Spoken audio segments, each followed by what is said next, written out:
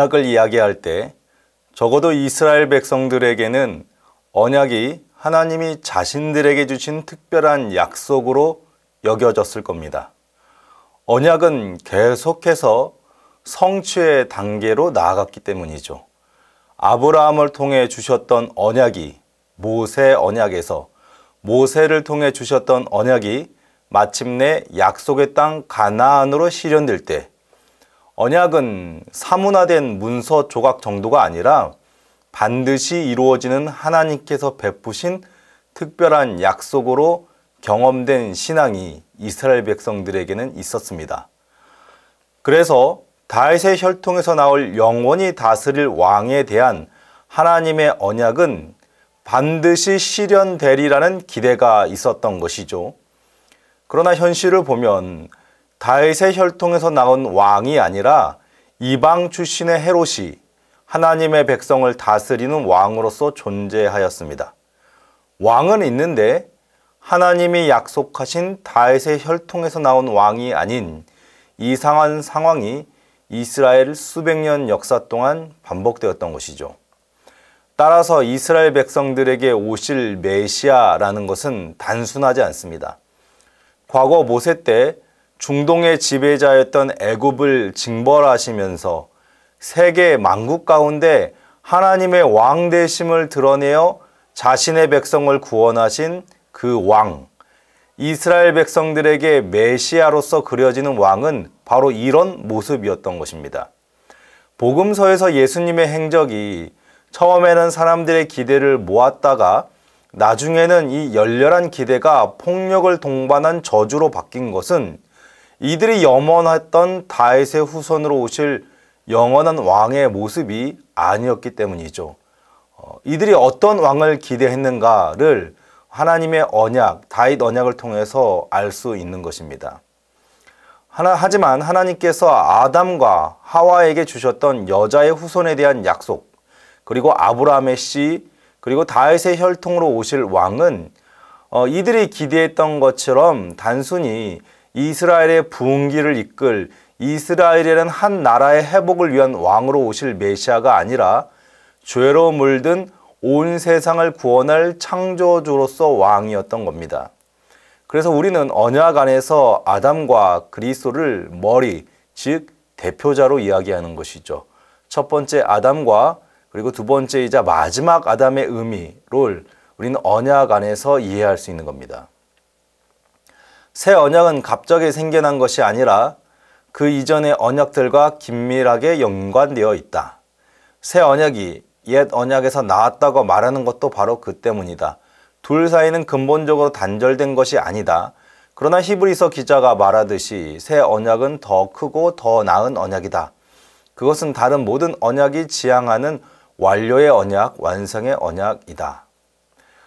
새 언약을 이야기할 때 앞선 언약들은 언약을 체결한 당사자들을 중심으로 언약이 주어졌습니다. 아브라함 언약은 하나님이 직접 아브라함과 언약을 맺으셨고, 모세 언약은 모세가 이스라엘의 대표가 되어서 하나님과 언약을 맺었습니다. 다윗 언약도 다윗이 다윗의 모든 혈통을 대표로 언약을 맺었죠. 반면 새 언약은 그리스도를 통해서 이루어지지만 그리스도 언약이라고 말하진 않죠. 왜 그럴까요? 새 언약은 성경에서 화평 언약 혹은 영원한 언약 등으로 불립니다.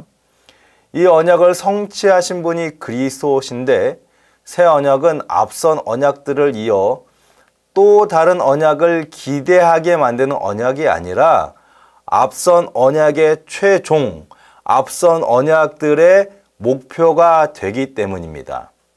그래서 새 언약은 언약의 완성이며 성취라고 말할 수 있습니다. 앞선 언약들 안에서 모형론으로 장차 오실 그리스도를 나타내는 여러 장치들이 있었던 이유도 바로 이것이죠. 그 언약들이 함유하고 드러내고자 하는 최종 목표가 바로 새 언약이었던 것입니다. 그리스도 안에서 언약이 성취될 때까지 세상에 보존되는 언약으로 노아 언약이 주어졌죠.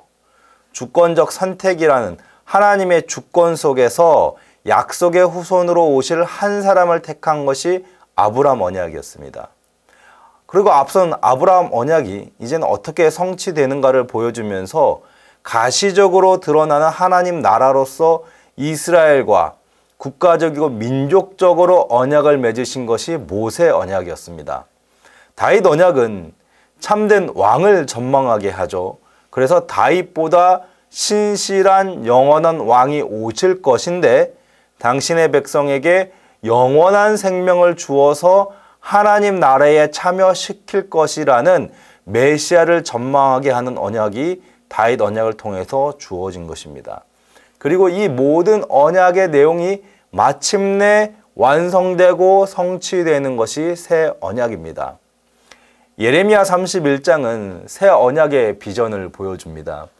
하나님은 예레미야 선지자를 통해 말씀하시길 내가 새 언약을 맺으리라고 말씀하시죠.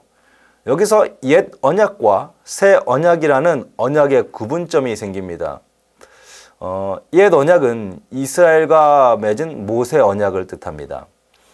옛 언약의 한계는 언약의 대상이 되는 이스라엘이 하나님과 언약을 맺지만 그 언약을 신실하게 지키지 못한다는 데 있습니다. 그리고 새 언약은 이 문제를 완벽하게 해결을 하죠. 예레미야 31장 33절을 보면 그러나 그날 후에 내가 이스라엘 집과 맺을 언약은 이러하니 곧 내가 나의 법을 그들의 속에 두며 그들의 마음에 기록하여 나는 그들의 하나님이 되고 그들은 내 백성이 될 것이라. 옛 언약의 결정적인 문제점, 언약 자체가 문제가 있는 것이 아니라 그 대상인 백성들이 문제였던 것.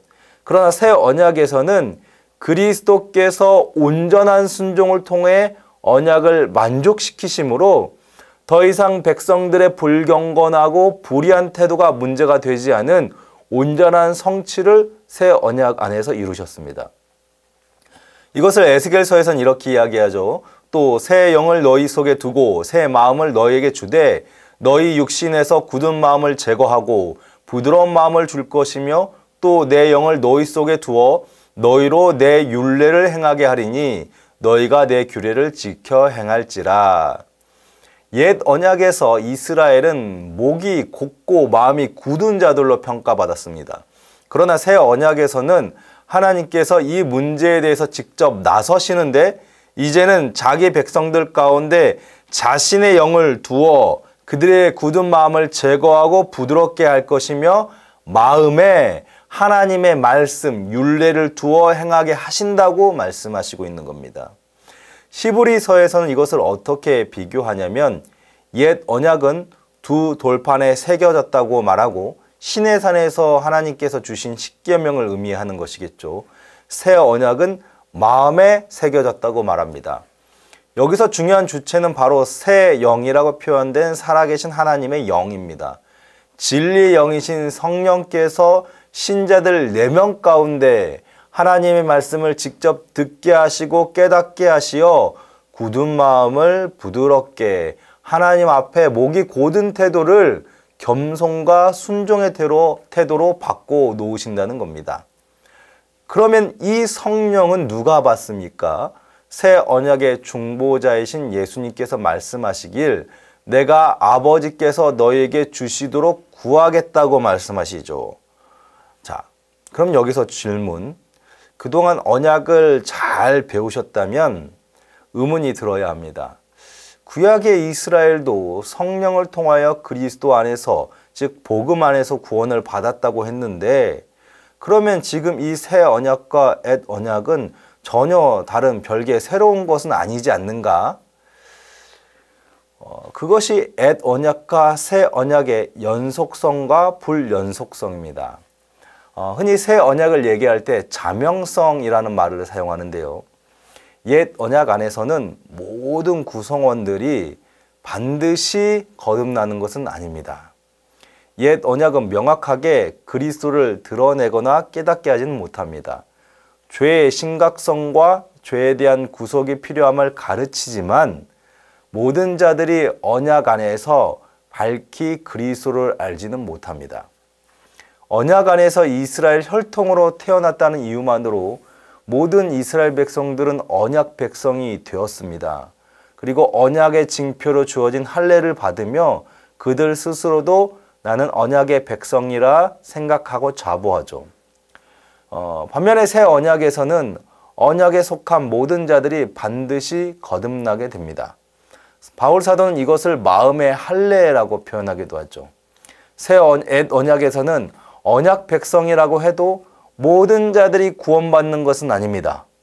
언약의 백성, 언약 안에 있지만은 그들 모두가 거듭나서 구원받은 자가 되진 않는 겁니다. 반면에 새 언약에서는 그 언약의 백성이 된 것 자체가 그들이 구원받은 백성이라는 것을 나타내는 것입니다.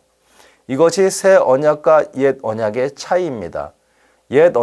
새 언약에서는 그것을 이루시는 분이 하나님이신 예수 그리스도시며 실패함 없는 온전한 순종을 통하여 언약을 이루셔서 당신의 택한 백성들 안에서 이 언약을 적용하시고 단 한 사람도 언약 안에서 소외됨 없이 구원을 이루시죠. 새 언약은 그 자체로 언약의 완전함을 스스로 드러내는 자명성을 가진 것입니다. 옛 언약 안에서는 구성원의 누군가는 언약을 이해하지 못하고 언약 안에 있으면서도 내가 언약의 백성이라고 할례를 받은 백성이라고 얘기하면서도 사실상 언약 밖에 있는 자들로 살아갔지만 새 언약 안에서는 언약 안에 있는 자들이 언약을 알지 못하거나 언약에 무관심한 일이 일어날 수 없는 것은 새 언약의 선물인 성령 하나님께서 이 언약을 보증하시면서 언약 안에 있는 모든 택한 자들을 밝히 깨닫게 하시고 알게 하심으로써 언약 안에서 그들이 구원받은 자라는 것을 이야기하고 있는 것이죠. 따라서 새 언약은 불확실하거나 혹은 언약에 있는 백성들의 태도에 의해서 영향을 받는 등의 요소들이 전혀 없습니다. 과거 고라가 모세를 대적하여서 저주를 받았던 것이나 다윗을 대적한 자들이 옛 언약 안에서 그렇게 불신실한 태도로 인해서 언약에서 끊겨져 죽은 백성들이 있었던 것과는 다르게 새 언약에서는 절대로 언약의 백성이 언약 밖에서 버려지거나 끊어져 죽임을 당하는, 버림당하는 일은 없는 것이죠. 이 언약은 우리 마음에 새겨져 하나님의 말씀에 우리를 완전히 굴복시키고 하나님 백성답게 만들어가는 언약이기 때문이죠. 그것이 새 언약입니다. 천국 도래는 예전 언약들에 담긴 모든 예언의 성취였다. 하나님 나라의 도래는 하나님의 통치의 새로운 차원을 의미했다. 무너진 다윗의 집이 올바로 재건됨을 뜻했다. 예수님 당시 그리고 그 이전의 세례 요한 때에 여전히 이 옛 언약 안에서 자신들이 언약의 백성이라고 주장했던 무리들을 생각해 보면 옛 언약의 한계를 명확하게 보게 됩니다. 세례 요한은 유대인들에게 천국에 대해서 이야기하면서 회개하라고 했습니다. 그러나 유대인들, 특히 종교 지도자들은 이 말을 몹시 불쾌하게 여기죠. 왜냐하면 언약의 백성으로서 자신들은 이미 정결하게 된 자들이기 때문입니다. 물론 정결하게 할 자들은 자신들이 아니라 언약 밖에 있는 부정한 이방인들인데 자신들에게 정결하게 해야 한다라고 이야기하는 이 세례 요한의 외침이 불합리하게, 타당하지 못하게, 불쾌하게 다가왔던 것이죠. 그들은 자신들이 언약의 백성이라 생각하고 있을 때 세례 요한은 언약의 백성이라는 그 정체성에 대해서 침해하는 말로써 이들이 받아들였던 것이죠. 이들은 언약을 오해하고 있었던 겁니다. 이 옛 언약에 대한 오해는 이스라엘로 하여금 오신 메시아에 대한 오해, 나아가서는 실제로 그 오신 메시아를 죽이는 결과까지 초래하죠. 이스라엘 사람들에게 있어서 언약은 자신들이 주인공이었습니다. 언약을 통해 자신들을 거룩하신 하나님의 백성으로 존재하는 것이죠. 언약 안에서 하나님의 백성과 이방인이 구분됩니다. 이방인들이 하나님의 백성이 되려면 부정을 씻는 합당한 의식을 치러야지만이 가능했습니다. 그런데 세례 요한은 메시아 사상을 전파하면서 이 언약의 백성들이 죄를 씻어야 한다고 말했던 것입니다. 천국이 곧 도래하는데 천국에 들어가려면, 천국에 합당한 자가 되려면 부정한 죄를 씻어야 한다라고 세례 요한이 이야기했습니다. 모세 언약 아래에서 하나님의 백성으로 자신을 바라보고 여전히 우리는 언약 안에 있는 하나님의 백성이라고 이야기하는 이스라엘 백성들에게, 그리고 유대 종교 지도자들에게 이것은 굉장히 불쾌하고 무례한 내용으로 다가왔던 것이죠. 천국, 즉 하나님 나라에 들어가기에 자신들만큼 가장 합당한 자들이 없다라고 생각을 했는데 세례 요한의 메시지는 그렇지 않았던 것이죠. 이것을 예수님과 니고데모의 대화를 통해서 더욱 선명하게 확인할 수 있습니다. 요한복음 3장에서 보면 바리새인인 니고데모가 예수님께 말을 하죠. 사람이 거듭나지 아니하면 하나님 나라를 볼 수 없다라는 이 예수님의 말에 니고데모는 전혀 이해를 하지 못하고 어떻게 사람이 다시 태어날 수 있습니까? 라고 이야기합니다. 유대인으로 태어나서 단 한 번도 자신을 하나님 나라에 들어가지 못하는 존재, 하나님 나라의 외인으로 생각해 본 적이 없는 이 바리새인에게 있어서 예수님의 말은 충격했던 겁니다. 예수님은 재차 반복해서 더욱 강하게 말씀하시죠. 사람이 물과 성령으로 나지 아니하면 하나님 나라에 들어갈 수 없느니라. 세례 요한은 천국을 이야기하면서 물로 세례를 베풀었다고 얘기합니다. 여기서 물이라고 하는 것은 부정을 씻는 과정으로 상징이 되죠. 실제로 물이 어떤 효력이 있어서 부정을 씻어내는 것이 아니라 부정이 씻어져야 한다라는 것을 상징적으로 얘기하고 있는 겁니다. 그러니까 그렇게 씻어져야 하는 부정, 죄에 대해서 이야기하고 있는 것이죠. 그래서 이 씻음이라는 주제는 예수님으로 넘어가서는 물과 성령으로 더 구체화되죠. 즉 죄를 씻어야 하는데, 죄를 씻김 받아야 하는데 성령 안에서 예수 그리스도의 그 죽음과 부활이란 언약에 참여하지 않고서는 천국의 백성이 될 수 없다라는 내용을 이야기하고 있는 것입니다. 이스라엘은 모세 언약 안에서 하나님의 백성이 되었고 다윗 언약 안에서 다윗의 혈통에서 오는 영원한 왕의 통치를 약속받았는데 이들은 이 내용이 이제는 새 언약 안에서 하나님 나라라는 개념으로 확장되어서 메시아 왕국으로서 하나님 나라, 영적인 이스라엘, 그리스도 안에서 택함받은 세상의 모든 자들이 누리는 축복으로 그런 하나님 나라로 해석하지 못했던 것이죠. 사실 그는 죽음이 임박했기 때문에 제자들과 함께 유월절을 기념하기 원하셨다. 그러나 예식 도중에 예수님께서 갑자기 그것을 변경하셨다. 떡과 포도주가 자신의 몸과 피를 각각 가리킨다고 하면서 새 언약을 선언하셨다. 예수님은 하나님 우편으로 가셨고 그 승천은 다윗 언약의 성취로서의 대관식과 서임식을 위함이었다.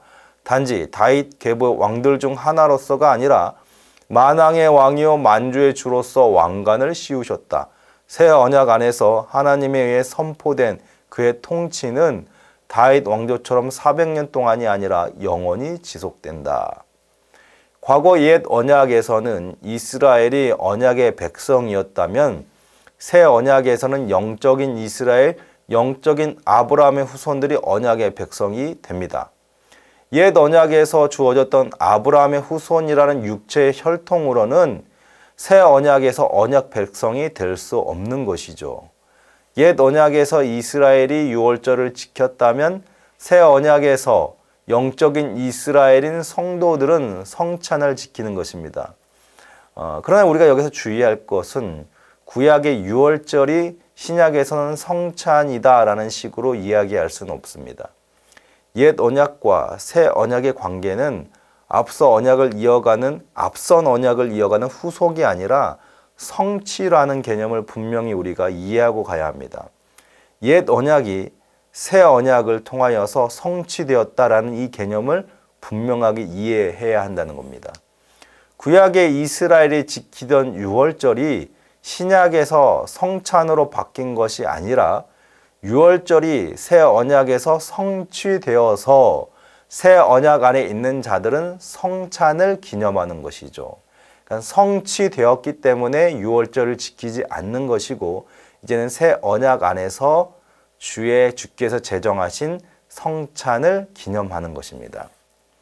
구약의 유월절은 옛 언약 아래에서 장차 자신의 몸으로 직접 희생제사를 드리실 예수 그리스도를 예표한다면, 새 언약에서 성찬은 떡과 포도주를 마시면서 희생제사를 이루신 예수 그리스도를 기념하며 그분께 받은 이 새 생명의 은혜를 누리는 것이기 때문에 옛 언약과 새 언약 안에서는 연속성과 불연속성이 있는 것입니다. 그러니까 우리가 유월절, 성찬이 유월절을 그대로 잇는다고 한다면 이것은 옛 언약이 새 언약 안에서 이어지는 연속성으로 이해될 수 있는 것이 아니라, 여전히 우리는 성취되지 않은 옛 언약을 기념하면서 이어가면서 그리스도의 살과 피가 아니라 유월절의 양을 먹어야 하는 것이죠. 그러나 주님은 유월절을 지키는 그 자리에서 유월절의 그 내용을 바꾸시면서 떡과 포도주를 베푸시면서 자신을 기념하는 살과 피라고 하셨습니다. 옛 언약이 끝나고 이제는 새 언약이 시작되는 그 지점을 주님께서 선포하고 있는 것이죠. 유월절의 어린 양은 그리스도의 죽음을 예표한다면, 이제는 그리스도는 옛 언약 안에서 이 땅에 오셔서 십자가의 죽으심이라는 그 옛 언약의 모형적인 내용을 성취하셨기 때문에 새 언약은 그리스도의 죽음과 부활을 언약 백성에게 새 생명으로 수여하는 것입니다. 그리스도께서는 이 다윗 언약에서 약속된 영원한 왕으로 오셨는데, 하나님의 아들로서 하나님과 동등됨을 버리시고 모든 택한 자들의 대표가 되심으로 세상 모든 권세와 영광을 아버지께로 받아 영원한 통치를 이루실 왕으로서 왕이 되신 것입니다. 이것이 다윗 언약의 내용이 어떻게 새 언약에서 영원한 왕으로 이어질 것인가 라는 것을 보여주는 내용인 것이죠. 죄사함은 피제사를 요구한다. 옛 언약에서는 짐승을 희생제물로 드렸고 새 언약에서는 그리스도께서 희생제물이 되셨다. 피 흘림은 죽음을 뜻했고 피를 드리면 곧 생명을 드림을 뜻했다. 그리스도는 하나님의 공의의 요구를 만족시키기 위한 희생제물로 자신의 생명을 드리셔야 했습니다. 예수님의 피 흘리심은 곧 자신의 생명을 드림을 뜻했습니다. 그는 자신의 생명을 온전히 쏟으셨습니다. 그것은 새 언약의 피였습니다. 새 언약에 대해서 옛 언약과 비교해서 잘 설명하고 있는 성경이 히브리서입니다. 히브리서는 구약의 제사장, 제사법, 성막의 의미가 무엇인지를 이야기하면서 이것을 가지고 예수 그리스도와 비교하면서 설명을 하죠. 그러니까 제사장, 제사법, 성막은 옛 언약인 모세 언약 안에서 받은 것들이죠. 히브리서는 모세 언약에서 받은 것들로서 이 옛 언약의 한계와 새 언약의 성취자이신 그리스도를 비교하고 있는 겁니다. 이런 비교를 통해 옛 언약의 내용이 사실 그리스도를 전망하는 그림자였고 실체이신 그리스도 안에서 이 옛 언약은 성취된 언약으로서 그 새 언약으로 연결된다고 이야기하고 있는 거죠. 그림자는 실체가 온 이상 무용하죠. 그런데 이스라엘은 여전히 그림자를 붙잡고 놓지 못했습니다. 흔히 유대 율법주의자들이라고 말하는, 그러니까 이들은 예수님을 믿으면서도 구약에 주신 이 언약 아래에서 주신 율법적인 내용을 지켜야 한다고 주장을 했습니다. 그러니까 옛 언약과 새 언약의 관계를 이해하지 못했던 것이죠. 새 언약이 그리스도 안에서 주어진 순간 옛 언약은 폐지되었습니다. 구약에서는 아브라함 언약이 모세 언약으로, 모세 언약이 다윗 언약으로 그 언약의 내용들이 확장되어서 이어졌다면, 새 언약에서는 과거의 언약들이 더 이어져서 확장되는 것이 아니라 과거에 주어진 언약들의 그 목표인 그리스도가 오셨기 때문에 옛 언약의 기능은 이제 작동하지 않고 성취되어서 새 언약만 남게 되는 것입니다. 그래서 성취라고 이야기하고 있는 겁니다. 누군가는 옛 언약에 남아있고 누군가는 또 새 언약에 있는 그런 상태가 아니라는 것이죠. 그리스도가 온 그 순간에는 옛 언약은 성취되었기 때문에 새 언약만 남아있는 것입니다. 초대교회가 유월절이나 구약의 예식들을 더 이상 지키지 않았던 이유도 바로 이런 것들이죠. 그들은 새 언약 아래에 있었기 때문입니다. 새 언약은 옛 언약의 한계를 극복합니다. 예레미야 31장 34절에서 하나님은 말씀하시길 내가 그들의 악행을 사하고 다시는 그 죄를 기억하지 아니하리라 이렇게 말씀하십니다. 옛 언약 안에서도 죄사함은 있었죠. 그러나 그 죄사함은 일시적이었습니다. 죄 용서를 위해 제물을 바치고 제사를 드렸지만 백성들의 죄는 여전히 계속 반복되었습니다. 심지어 제사장조차도 죄 앞에서는 무음하지 못했습니다. 새 언약에서는 백성들의 죄가 완전히 씻김을 받죠. 예수 그리스도 안에서 그 누구도 죄를 씻기 위해 과거 이스라엘이 드린 피의 희생제사를 드릴 필요가 없는 것입니다. 죄는 생명에 대한 책임을 요구합니다. 죄의 삭은 사망이라는 말은 그 죄로 인해서 지어야 할 책임은 피 흘림, 그 생명으로밖에 지어질 수 없다라고 이야기하는 것이죠. 모든 인간이 아담의 원죄 아래에서 태어나 원죄 아래에서 각각의 자범죄를 가지고 살아갑니다. 하나님께서 모세 언약을 통해 자신의 백성들이 죄를 씻을 방법을 주셨지만 그 방법은 임시적이고 한계가 명확하죠. 하나님의 백성들이 깨끗해지지 않는 겁니다. 하나님의 백성이라고 한다면 마땅히 하나님을 닮아 거룩해야 하는데 깨끗해야 하는데 거룩하지 않습니다. 깨끗하지 않습니다. 따라서 이 옛 언약 아래에서 죄를 씻기 위해서 희생제사를 드릴 때 이들이 깨달아야 할 것은 이런 식으로는 죄의 문제가 해결되지 않는다는 그 죄의 심각성과 그러면은 어떻게 이 죄의 문제를 완전히 해결할 수 있는가에 그 방법을 고민해야 했던 것이죠. 그래서 이 희생제사 구약의 율법과 제의들은 바로 새 언약으로 오실 그리스도의 그림자인 겁니다. 죄를 맑게 시키실 실체이신 그리스도를 떠올리게 하는 그림자의 역할을 하였던 것이죠. 그런데 여전히 이 옛 언약을 붙잡고 옛 언약 안에 남아 있는다면 그들은 본질적으로 죄 사함을 받을 수 없는 것이죠. 새 언약은 이 죄의 문제를 완전하게 해결하는데 히브리서에서는 새 언약의 중보자이신 그리스도를 가리켜 더 좋은 소망, 더 좋은 언약, 더 좋은 제물 등으로 이야기하고 있습니다. 새 언약에서 예수님은 자신이 직접 희생제물이 되심으로 죽음이 요구하는 그 생명 중 가장 무음하고 가치 있는 생명을 죄의 책임으로 지신 겁니다. 그리고 부활하셔서 자신이 직접 제물이 된 이 희생제사를 가지고 하나님의 존전 앞으로 나아가 이 자신의 드린 희생제사를 드리셨죠. 이제는 자신이 대제사장이 되심으로써 이 단 한 번에 드리는 희생제사를 하나님께 드린 겁니다. 그래서 히브리서에서는 새 언약에서 희생제물이 되시고 대제사장이 되신 예수님을 통해 우리에게 이렇게 선포하고 있습니다. 그러므로 자기를 힘입어 하나님께 나아가는 자들을 온전히 구원하실 수 있으니 이 모든 것은 영원전에 맺으신 구속 언약의 합의가 있었기 때문이죠. 성부와 성자와 성령께서 이 구속을 이루시기 위해 맺으신 협정 안에서 성부는 성자가 드린 희생제사를 받으시고 택자들을 그리스도 안에서 용서하시고 의인으로 받으십니다. 성령은 이런 새 언약을 택자들 안에서 진리로 밝히시고 깨닫게 하심으로 과거 이스라엘 백성들이 두 돌판에 새겨진 율법을 통해 거룩하신 하나님의 백성으로 살아갈 지침을 고민했다면 이제는 성령께서 우리 마음에 하나님의 말씀을 새기시고 순종하게 하시고 또 그것을 행하게 함으로 하나님의 거룩함을 닮아가는 역사를 일으켜 가시는 겁니다.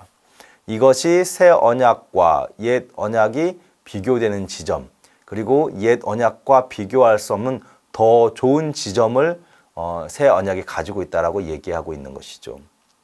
새 언약의 우월성의 중심에는 우리의 대제사장이신 분의 우월성이 있다. 그는 우리 죄를 영원히 제거하는 완벽한 희생제사를 드리셨다. 사도 바울이 오직 한 중보자만 있다고 말한 이유는 무엇일까?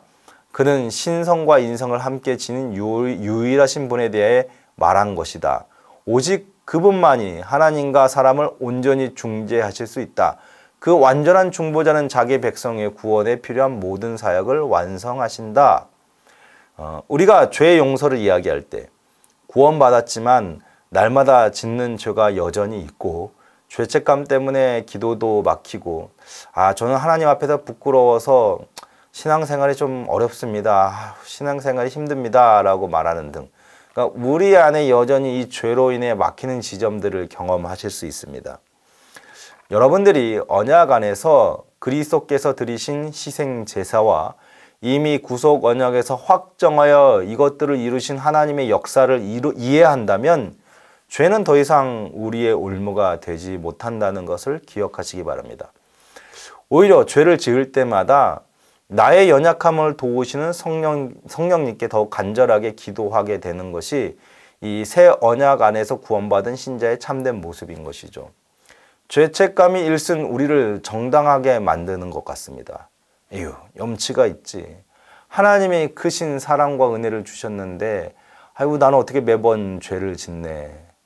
만약 이런 생각으로 신앙생활을 하신다면 여러분들은 히브리서 저자가 말하는 그 옛 언약을 붙잡는 구약의 이스라엘과 여전히 같은 상황에 머물러 있는 것이죠.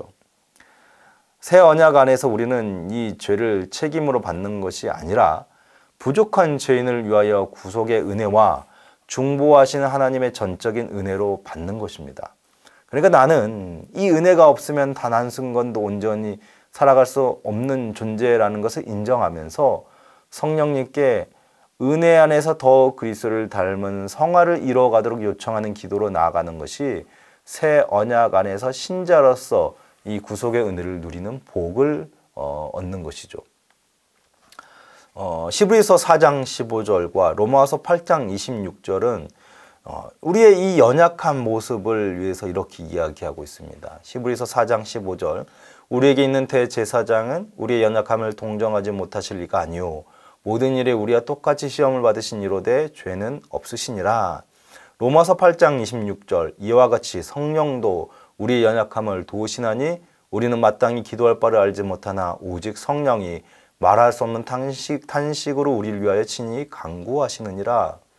이미 성경에서 충분하게 우리에게 우리의 연약함을 하나님께서 아시고 그 연약함을 대신하기 위하여 하나님께서 하신 일들이 있다고 이야기합니다. 죄에 대한 양심과 죄책감도 그것을 해결할 수 있을 때 의미가 있는 겁니다. 죄의 문제를 해결할 수 없는 자들이 죄에 대한 양심으로 죄책감이 들어서 하나님께서 주신 은혜를 제대로 누리지 못한다면 그것이야말로 내가 전적으로 무능하고 아무것도 할 수 없다라는 고백에서 벗어난 지점이라는 것이죠. 예수님께서는 신성과 인성을 가지신 유일하신 분이라고 말씀하고 있습니다. 그분이 우리의 연약함을 아시는 것은 전능하신 하나님으로서 모든 것을 아시는 존재로서의 신성을 가진 동시에 사람으로서 인생이 겪는 모든 내용을 직접 당하신 그 인성을 가진 존재로서 우리의 모든 것을 아시는 겁니다. 주님의 아심은 신성과 인성의 모든 측면에서 연약한 하나님의 백성들을 대변하시기에 완벽하고 부족함이 없는 것이죠. 예수님만이 유일하게 우리의 중보자가 되신 이유가 바로 여기에 있습니다.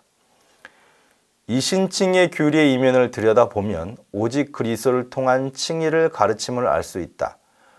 우리 믿음의 대상은 그리스도이시다. 우리가 믿음으로 의롭다함을 받은 것은 우리를 위해 행위 언약을 만족시켜 주신 그리스도를 붙들게 해주는 방편이 바로 믿음이기 때문이다. 따라서 우리는 그리스도의 행위에 의해 구원을 받는다. 창조 언약의 기준을 만족시킨 유일한 행위는 그리스도의 행위뿐이기 때문이다. 우리가 오직 믿음으로 구원을 받는다고 할 때 여기서는 우리의 사람의 행위, 사람의 공로라는 측면을 완전히 배제하고 부정하죠. 반대로 그리스도는 행위 언약 안에서 드린 완전한 순종의 행위를 통해서 그래서 우리는 그리스도의 공로라고 이야기합니다. 그리스도의 무엄한 순종이 우리에게 의로움으로 전가되어서 하나님 앞에서 이는 의로운 나의 백성이다 인정을 받게 되는 것입니다. 여기서 그리스도의 무흠이라는 말은 죄가 없으신 완전한 상태를 의미하는 것이죠. 그래서 그리스도를 가리켜 완전한 하나님이면서 동시에 완전한 인간이었다. 신성과 인성을 가지셨다. 이렇게 이야기합니다. 이미 첫사람 아담에게도 죄가 없는 상태였습니다. 하지만 아담은 죄가 없지만 죄를 짓지 않을 수 있는 완전한 상태는 아니었습니다. 가능성을 이야기해 볼 때 아담은 자발적으로 죄에 대해서도 가능성이 있는 존재였던 것이죠. 반대로 예수님께서는 죄가 없다라고 할 때 그것은 그분의 존재 자체가 죄를 지을 수 없는, 죄에 대하여 어떤 가능성도 없으신 상태를 의미하는 겁니다. 그것이 첫 번째 아담과 두 번째 아담의 차이입니다. 만약 예수님께서 첫 번째 아담과 같이 죄가 없으셨으나 죄를 지을 수 있는 상태, 가능성이 있는 상태로 계셨다면 그는 이 새 언약의 중보자로서 적합하지 않은 것이죠. 이미 첫 언약에서 실패한 지점을 다시 반복할 필요가 없는 것이기 때문입니다. 구속 언약이 왜 삼위 하나님 안에서 논의되어야 했는가를 생각해 볼 수 있는 지점이죠. 하나님만이 죄가 없으시며 죄에 대하여 어떤 가능성도 없으신 완전한 상태, 완전한 거룩하신 분이기 때문에 하나님만이 우리 인생을 구속할 수 있는 것이죠. 동시에 왜 인간이 되셔야 했는가를 생각해 볼 때 하나님이신 예수님은 죽을 수 없기 때문입니다. 하나님은 죄가 없으신 동시에 영원부터 영원까지 존재하는 영원하신 존재십니다. 그런데 희생제물이 되어 대속의 죽음을 치르기 위해서는 반드시 죽어야만 했습니다.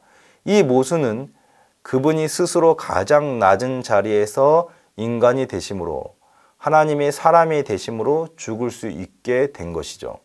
그래서 고린도전서 15장 20절은 그러나 이제 그리스도께서 죽은 자 가운데서 다시 살아나사 잠다른 자들의 첫 열매가 되셨도다.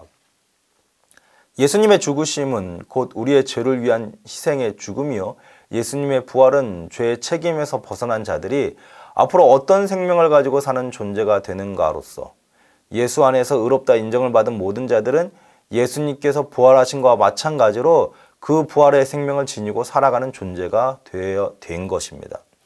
이것이 그리스도께서 온전한 순종의 행위를 통해 이루신 행위 언약 아래서의 순종인 겁니다. 첫사람 아담에게 주었던 그 행위 언약을 생각해 보면 아담은 행위 언약 안에서 온전한 순종을 통해서 이제 영원한 생명을 가진 존재가 되었을 것인데 그것을 이루지 못함으로써 죽는 존재가 되었죠.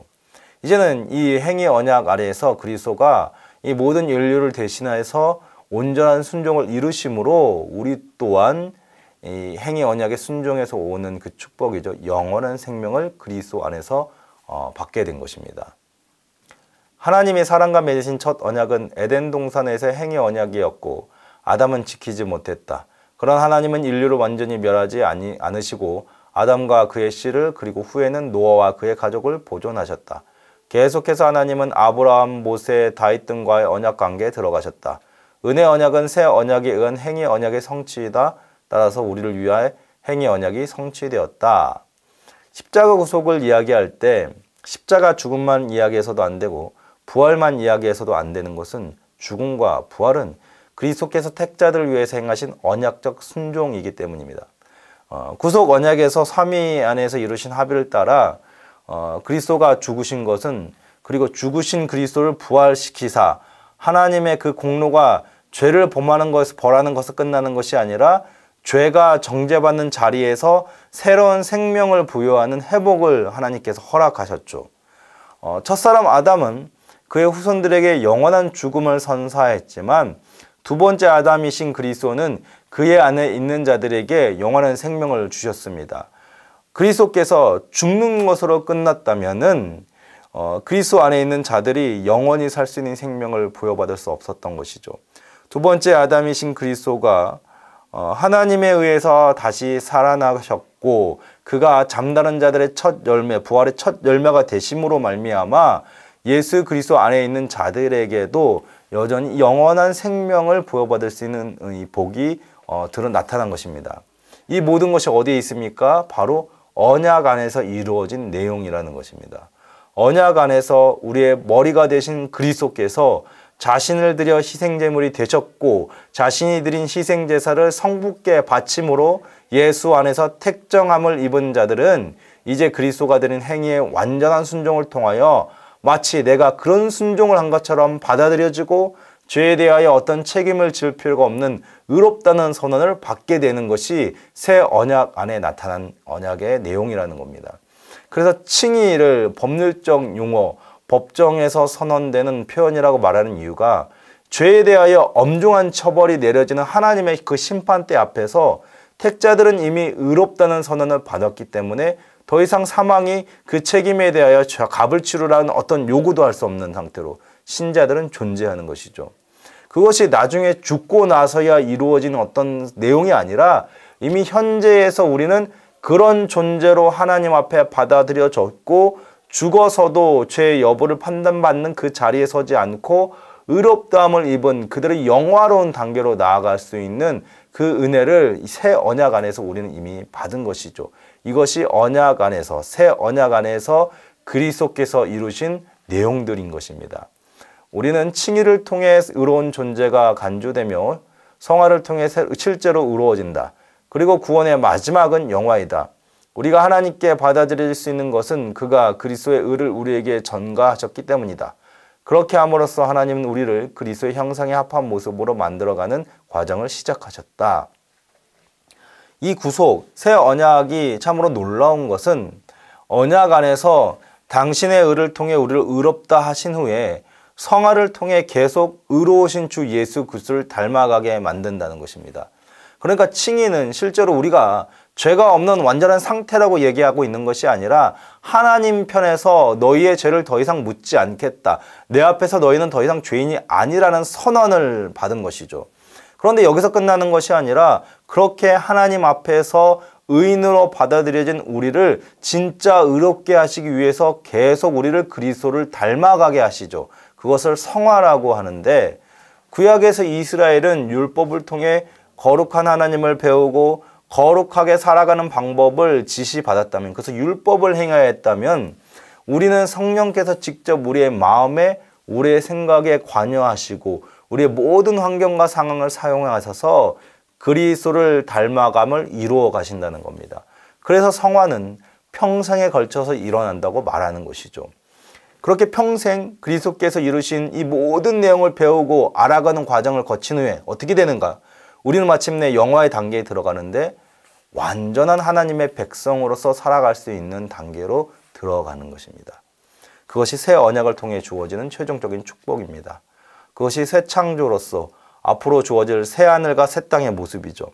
처음 아담이 받은 에덴에서의 축복이 우리에게는 그리스도 안에서 다시 회복이 되어서 완전해진 창조 세계에서의 삶으로서 그것을 누리며 살아가시는 축복이 예비되어 있는 것이죠.